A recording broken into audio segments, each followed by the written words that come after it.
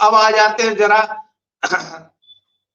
तेजस्वी और राहुल जी की वोट अधिकार रैली और वो पूरा, और कल तो उसमें अखिलेश जी ने भी तड़का लगा दिया है कि पीडीए का पूरा समर्थन है।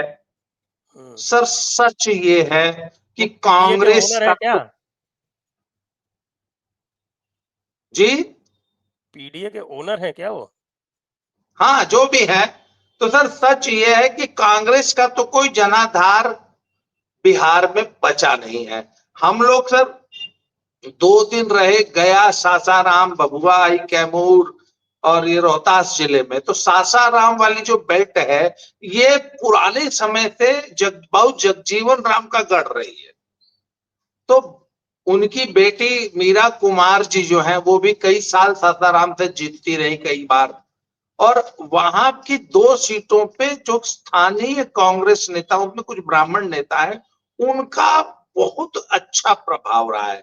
और सर इतने सालों बाद भी मैंने सासाराम के इलाके में पब्लिक का कनेक्ट देखा बहुत जगजीवन राम से, और उसमें सवर्णों का, दलितों का नहीं, सवर्णों का कनेक्ट। और वो इस बात के लिए उनके शुक्रगुजार आज तक हैं कि वहां पे एक बहुत बड़ी नहर परियोजना निकाली थी बाबू जगजीवन राम, और उसने उस पूरे एरिया का कायाकल्प कर दिया।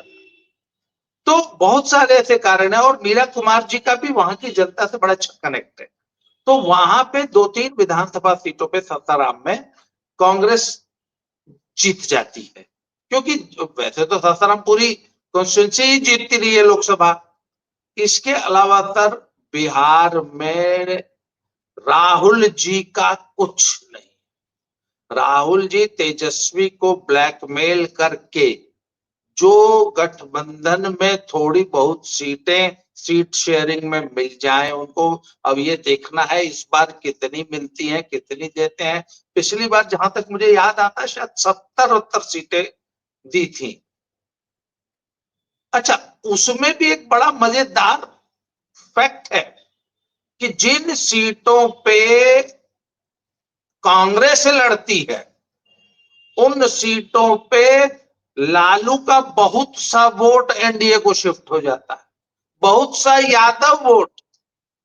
अच्छा, ये भी एक बहुत मजेदार तथ्य है कि कांग्रेस को अगर सीट दे दो तो पता लगा लालू का आधा वोट बीजेपी और क्या नाम नीतीश बाबू का चला गया।